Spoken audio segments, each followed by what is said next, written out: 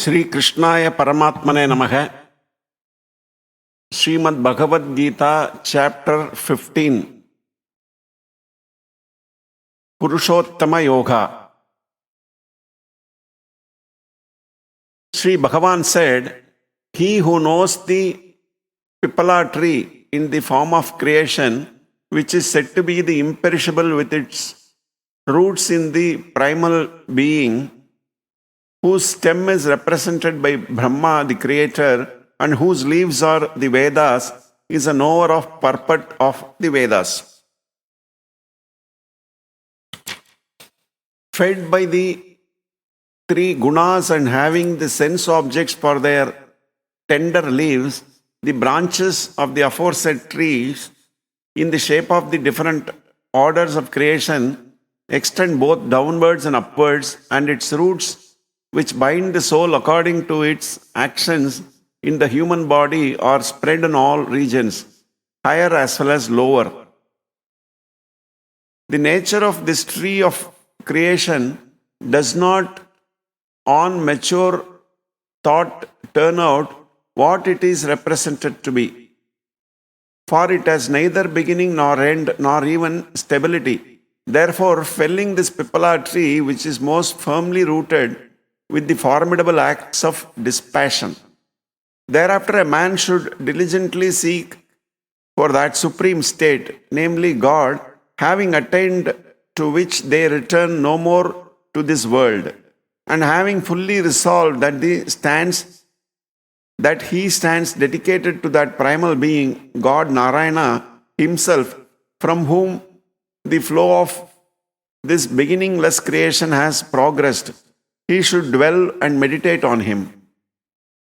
They who are free from pride and delusion, who have conquered the evil of attachment and are in eternal union with God, whose cravings have altogether ceased, and who are completely immune from all pairs of opposites going by the names of pleasure and pain, and are undeluded, attain that supreme immortal state. Neither the sun nor the moon nor fire can illumine that supreme self-effulgent state, attaining to which they never return to this world, that is my supreme abode. The eternal Jivatma in this body is a fragment of my own being, and it is that alone which draws around itself the mind and the five senses which abide in Prakriti. Even as the wind wafts scents from their seat, so too the Jivatma, which is the controller of the body, etc., taking the mind and the senses from the body which it leaves behind, forthwith migrates to the body which it acquires. It is while dwelling in the senses of hearing, sight, touch, taste, and smell, as well as in the mind, that this Jivatma enjoys the objects of senses. The ignorant know not the soul departing from or indwelling in the body, or enjoying the objects of sense. That is, even when it is connected with the three gunas, only those endowed with the eyes of wisdom are able to realize it.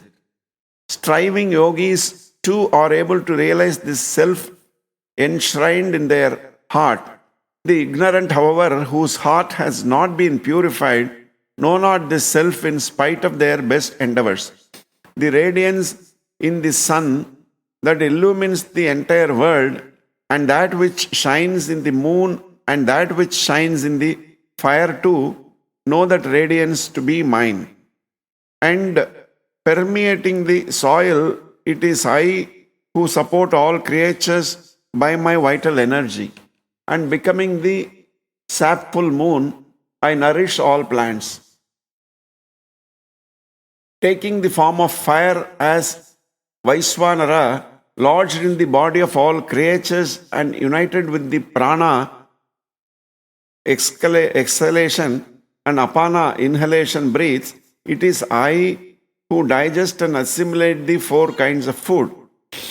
It is I who remain seated in the heart of all creatures as the inner controller of all.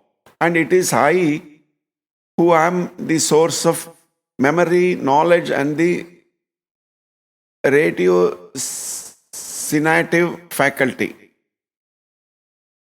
Again, I am the only object worth knowing through the Vedas. I alone am the father of Vedanta and the knower of Vedas too. The perishable and the imperishable too, these are the two kinds of Purushas in this world. Of these, the bodies of all beings are spoken of as the perishable, while the Jivatma or the embodied soul is called imperishable. Yet, the Supreme Person is other than these, who have encompassed all the three worlds, upholds and maintains all, and has been spoken of as the imperishable Lord and the Supreme Spirit.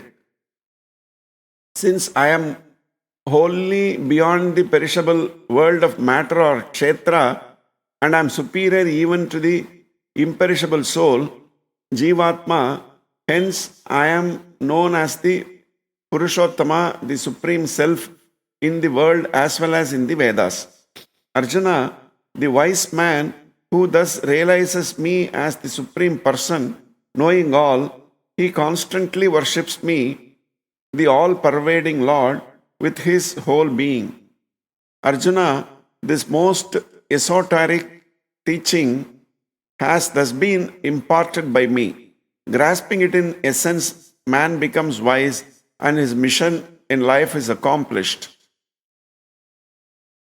Thus, in the Upanishad sung by the Lord, the science of Brahma, the scripture of yoga, the dialogue between Sri Krishna and Arjuna ends the 15th chapter entitled The Yoga of the Supreme Person. The glories of the 15th chapter of the Bhagavat Gita from the Padma Purana. Lord Shiva said, "My dear Parvati, now I will tell you the glories of the 15th chapter of the Srimad Bhagavat Gita. Kindly listen carefully. In Gauda Desa, there was a king of the name Narasingha. He was so powerful that he was able to defeat the demigods. The commander of his army was known by the name Sharabmerand. He was very greedy, and along with the prince, he planned to kill the king and become the ruler of Gauda Desa. But before he was able to carry out his plan, he got cholera and very quickly died. After he took his next birth as a horse in the country known as Sindhu, that horse was very beautiful and was very fast at running. He had all the qualities of a prize horse. One day, the son of a very rich man of Gauda Desa saw that horse and decided to buy him with the intention of selling him to the king of Gauda Desa. After having purchased that horse, he took him to the capital of Gauda Desa. When he reached the city, he went straight to the palace of the king and requested the guards to inform the king of his arrival. When he came before the king, the long inquired from him, "What has brought you here?" That businessman replied, "O king, in Sindhu I found a horse of the highest quality and its equal cannot be found in the whole universe. I paid very much money for it." The king ordered, "Bring that horse immediately." The horse was very quickly brought before the king, who became very pleased with the high qualities of the horse. After having examined the horse, the king paid to the businessman whatever amount he had requested without thinking twice. After some days, the king decided to go hunting. Riding that horse, he set off for the forest, where he saw a deer, to which he immediately gave chase. Following that deer, he followed in every direction it turned. After some time, he left the rest of his party far behind. After chasing for a long time and becoming very tired and thirsty, he stopped to take rest. He tied the horse to the branch of a tree and he himself sat down on a large rock. After a little while, he saw a piece of parchment blowing in the wind. and land next to him on the rock. On that piece of parchment was written half a sloka of 15th chapter of Srimad Bhagavat Gita. The king started to read, and as the first sound came out of his mouth, that horse fell down to the ground and gave up that horse body. He attained a transcendental four-armed form and immediately sat down in a flower aeroplane which had come from Vaikunta to take him to that transcendental abode of Vaikunta. The king noticed that close by there was a beautiful ashram which was surrounded by fruit trees. Sitting in that ashram was a Brahmana who had complete control over his senses. The king offered respects to that Brahmana and with folded hands inquired from him, how was it possible that my horse was able to attain Vaikunta? The Brahmana, whose name was Vishnu Sharma, replied, O king, previously you had a commander-in-chief of your army who was known by the name Sarabmerand. He had planned along with the prince to usurp you from your throne. Before he was able to, he got cholera and died, after which he took birth as that horse. By chance, he heard some words from the 15th chapter of Srimad Bhagavat Gita and attained Vaikunta. The king offered his respects to that Brahmana and returned to his capital, and again he read what was written on the parchment. After a short time, he installed his son as the king of Garuda Desa and himself went off to the forest, where he recited regularly the 15th chapter of Srimad Bhagavat Gita and very quickly attained the lotus feet of Lord Vishnu.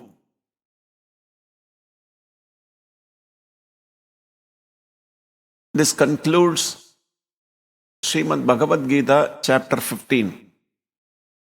Om Namo Narayanaya Namaha. Sri Krishnaya Paramatmane Namaha. Sri Krishna Krishna Krishna Krishna Krishna Krishna Krishna